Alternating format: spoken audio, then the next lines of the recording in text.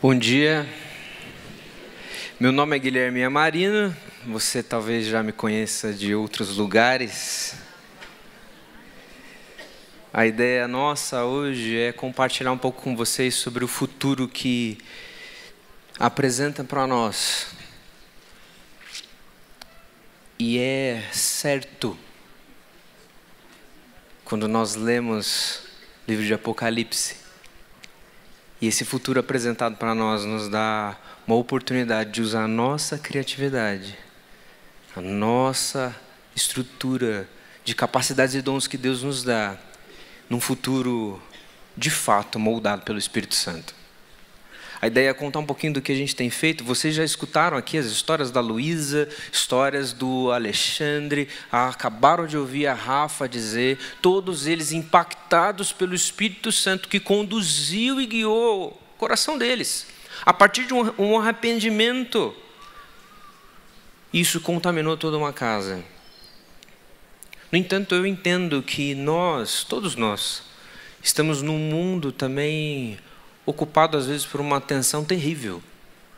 Como a própria Luísa disse, sofrimentos, incertezas, dúvidas. Aquela dúvida que a gente pergunta assim, será que o que será pode ser controlado pelo meu agora? Será que o meu futuro pode ser condicionado por aquilo que eu faço no presente? Às vezes a gente pensa assim. Muitas vezes nós pensamos, nossa, se eu fizer isso com o meu filho, se eu fizer isso aqui na igreja, se eu criar essa arte.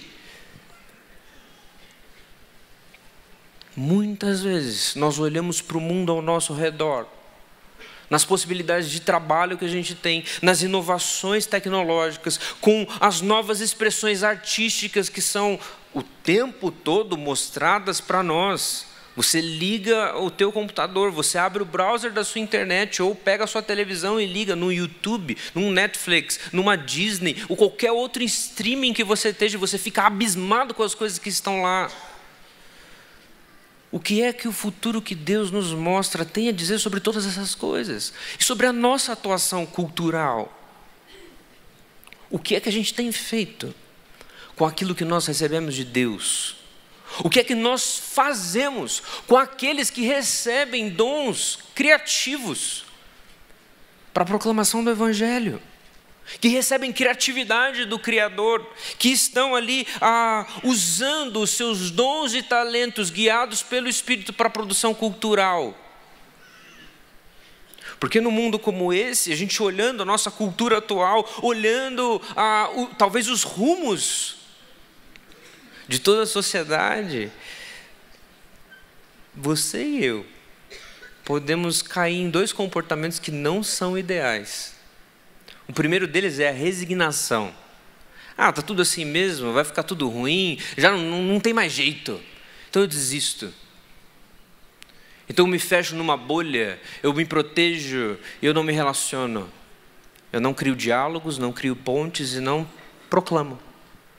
Ou então eu posso cair num outro tipo de comportamento que é o triunfalismo. O futuro é aquilo que a gente faz hoje. O futuro está nas nossas mãos. A gente vai fazer, a gente vai transformar o mundo. É isso aí mesmo. E eu, ou a gente, nós fazemos e nós mudamos. Dois comportamentos que não são ideais. E o convite que eu faço para você é abrir a Escritura Sagrada no livro de Apocalipse. Principalmente o capítulo 21 e 22. E nós vamos ler o capítulo 21, do versículo 1 ao 9.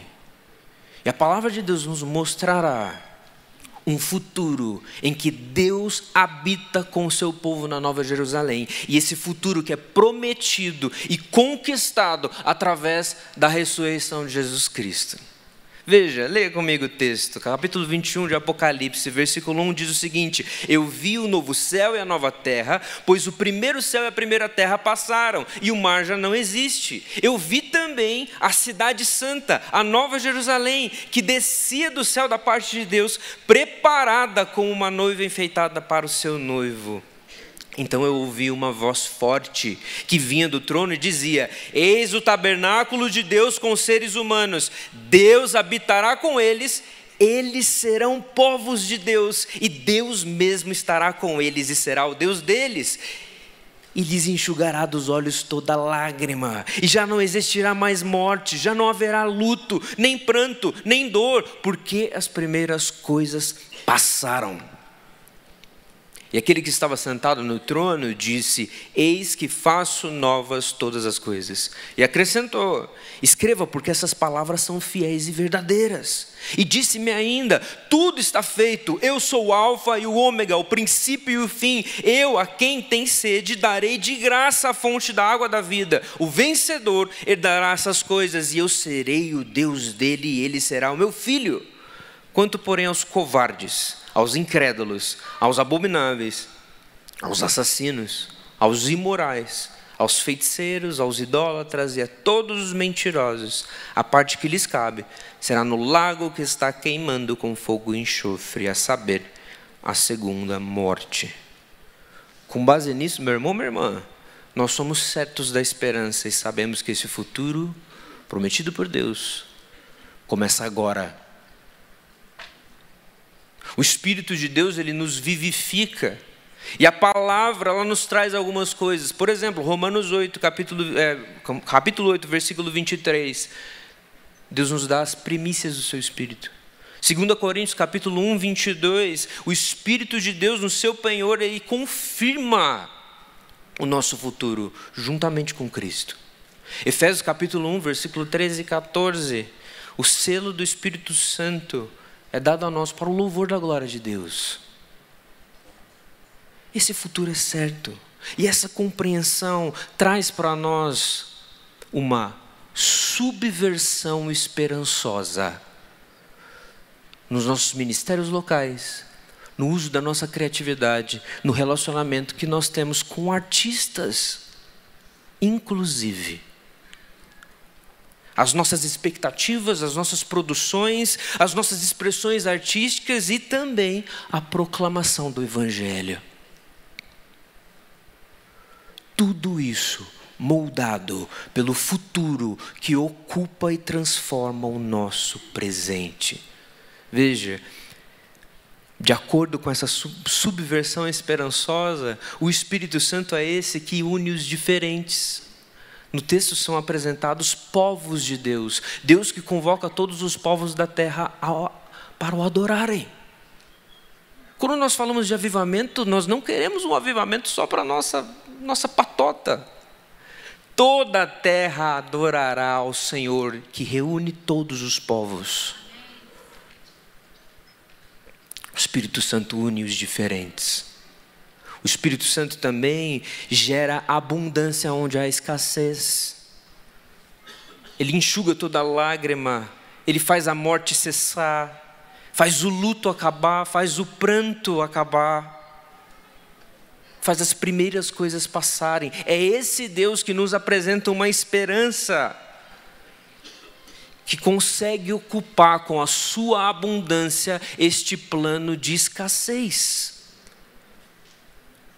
O Espírito Santo também é esse que inverte lógicas. Enquanto ele une os diferentes, enquanto ele gera abundância onde há escassez, ele inverte as nossas lógicas. Apocalipse capítulo 5. Aqueles que estavam lá esperavam quem? O leão da tribo de Judá. E quem que aparece? O cordeiro. É uma lógica inversa.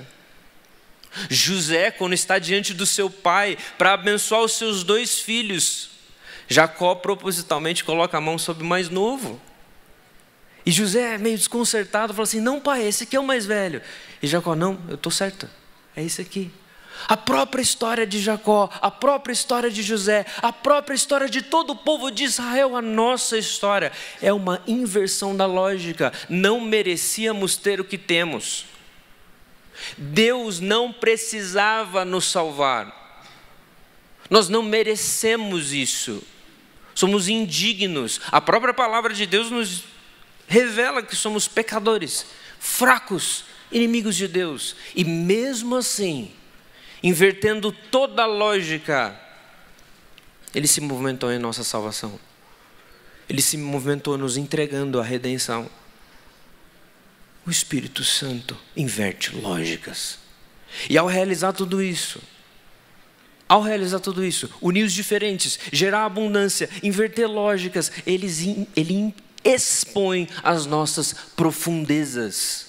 As profundezas da nossa alma, os nossos sofrimentos, como nós ouvimos aqui, nós iremos passar por coisas que expõem aquilo que há de mais escondido em nós. Expõe o nosso pecado, confronta, justamente para gerar arrependimento.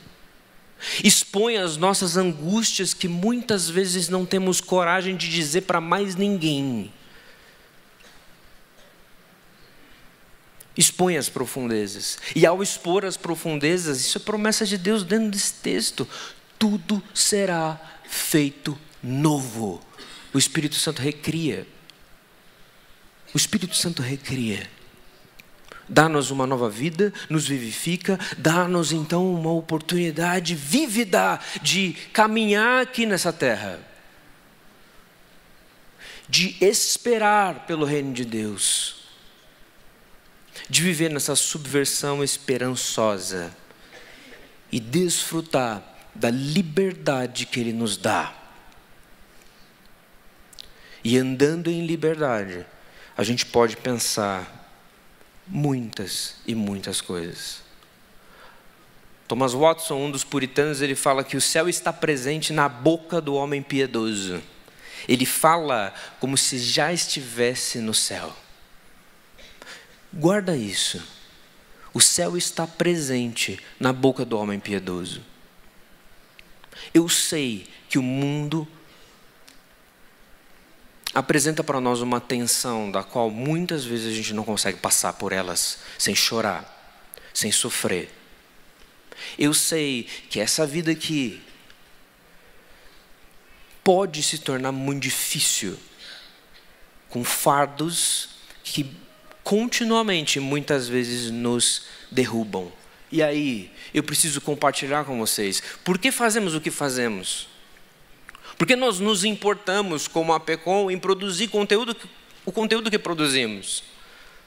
Para alcançar a nova geração, para alcançar as antigas gerações, para alcançar as pessoas já cristãs, para alcançar as pessoas que ainda não conhecem o Evangelho. Por que nós fazemos o que fazemos? Por que nós alcançamos aqueles que muitas vezes pensam de maneira diferente que nós? Por que nós alcançamos, por exemplo, aqueles que se envolvem com a cultura pop?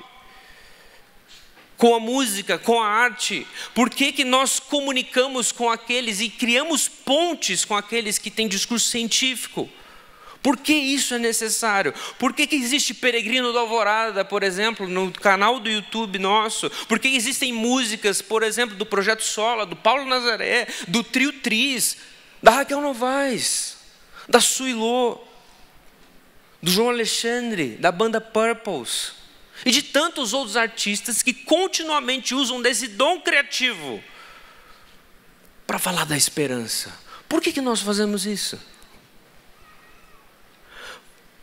Porque nós precisamos lançar sementes do Evangelho para uma cultura que é empobrecida de significado, de beleza, de estética, para uma cultura que é confusa em sua identidade, que vive numa disforria constante, sem saber o que é verdade, sem saber quem são, e principalmente sem saber quem é o soberano Criador de todas as coisas. Deus deu habilidades e colocou entre nós artistas,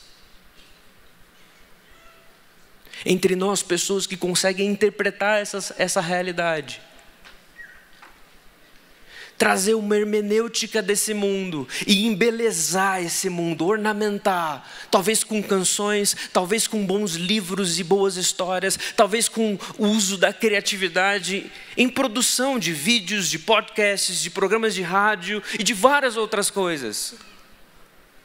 A criatividade, a tecnologia a serviço do reino, elas fazem um trabalho importantíssimo de trazer centelhas do reino de Deus, a abundância da graça do nosso Senhor, para um mundo que sofre em escassez, para um mundo que é um deserto em desespero da mensagem de Deus. Quando olhamos para um programa como Verdade e Vida, por exemplo, que alcança muitas pessoas, é o uso da criatividade para a proclamação do Evangelho. Quando olhamos para todas aquelas iniciativas que temos, das mais atuais às mais antigas, é uma maneira de usarmos a criatividade que temos para trazer a beleza do reino, a abundância da nova cidade, para um mundo que sofre em escassez. É por isso que nós temos que continuar fazendo o que fazemos. Porque há camadas da sociedade, e agora falando um pouquinho de nós, Deus colocou talentos para nós, escrever canções, criar roteiros de podcast, que às vezes são um pouco malucos, como bananas são radioativas, conversar com a cultura pop e criar diálogos com filmes e séries que muitas vezes nós assistimos, nossos filhos assistem, nossos sobrinhos assistem, as novas gerações estão ali consumindo e consumindo o tempo todo. Alguém precisa falar do Evangelho para eles. E para além disso, alguém precisa falar do Evangelho para esses que são influenciadores de cultura pop, para esses que produzem conteúdo. Você provavelmente deve ter um filho pequeno, um filho adolescente, ou até mesmo filhos jovens, que passam um dia no YouTube vendo gente que produz conteúdo sobre o filme do momento, sobre aquilo que está no cinema e etc. Quem vai falar com esses? Quem vai pregar o Evangelho para esses? Quem vai produzir boa arte, boa música, bons livros, bons filmes, que irão criar centelhas dessa nova criação e mostrar a beleza de Cristo, mostrar a claridade da verdade do Evangelho para esses? Há toda uma comunidade de produtores, filmmakers, roteiristas, atores, atrizes, diretores, que necessitam de ouvir do Evangelho, que muitas vezes são resistentes ao Evangelho, e muito resistentes, produzindo conteúdo justamente para essas pessoas. É que nós precisamos das suas orações, do incentivo, do apoio, para que em algum momento, e aí eu não falo para nos destacar, mas para compartilhar com vocês, coisas como essa aconteçam. Isso aqui eu recebi semana passada. Nós estávamos subindo para tocar, uma moça entregou isso. Ela falou: olha, eu quero muito contar como o Projeto Sola virou a banda que eu mais ouço hoje em dia e o quão importante é para mim. E ela disse que tudo começa num acampamento que ela foi, e ela não acreditava em Deus, e ela foi até lá procurar ajuda. Ela foi acolhida pelos aqueles adolescentes, até que uma hora do acampamento tocou a música Êxodo. E depois da banda ter tocado, eu imediatamente fui atrás do nome da música, da banda, comecei a escutar mais louvores e fui deixando as letras das músicas entrarem em meu coração. E as músicas de vocês foram parte da minha conversão. Não falo isso para destacar Projeto Sola ou o que a gente faz. Falo isso para destacar a importância de artistas numa nova geração, de artistas no mundo secularizado, que conseguem trazer a esperança do Evangelho, alcançando corações que não acreditam em Deus, mostrando a beleza do Evangelho para aquele que é cético, mostrando uma subversão esperançosa. Este mundo precisa ouvir, e todo esse mundo precisa ouvir. Você escutou a Luísa, você escutou o Alexandre, Você escutou a Rafaela e agora você acabou de me escutar. Você provavelmente é colocado em algum lugar, com alguma camada da sociedade, com algum tipo de trabalho. E você pode sim ter duas atitudes. A primeira delas é se apoiar na visão da cidade celestial, ter o céu em sua boca e viver esperançosamente, aguardando a Cristo, mas caminhando confiantemente por cada tribulação, nessa compreensão da missão. Viver corajosamente num mundo perigoso, sabendo que você tem um futuro garantido e esse futuro ocupar o jeito que você anda no presente. E ao mesmo tempo, isso não ficar em você. Isso ser compartilhado, proclamado. Você, com aquilo que Deus tem te dado, trazer a beleza da nova criação para o deserto que é esse mundo.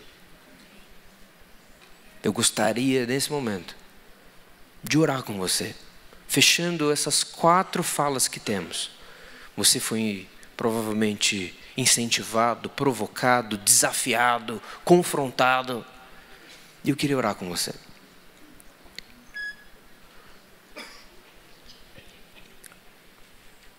Deus eterno, Tu és o Deus que sacia o deserto do nosso coração. Assim como o salmista no Salmo 63 já diz. O Senhor é esse que traz para nós uma abundância de vida onde há escassez. O Senhor é esse que, em meio aos nossos sofrimentos, em meio à morte, o Senhor passa conosco. Nos garante a Tua presença nesse mundo mau. Ó Deus, continua desafiando o nosso coração, Pai. São 4 falas que tocam em pontos distintos da nossa vida. E que o Senhor nos movimente. Abençoa cada irmão, cada irmã aqui, Pai. Nas suas igrejas locais, nos seus locais de trabalho, nas suas casas, em suas famílias.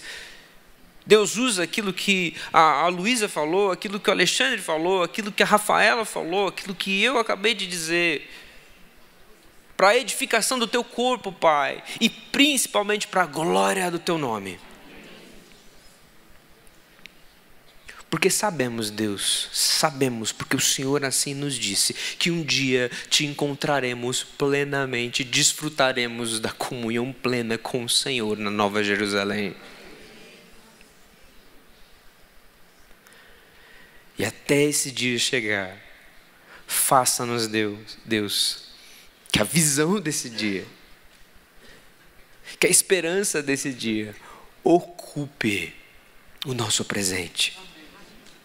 Em nome do Senhor Jesus, o Cordeiro e o Leão, este que venceu, que nos garantiu a vida, que oramos. Amém.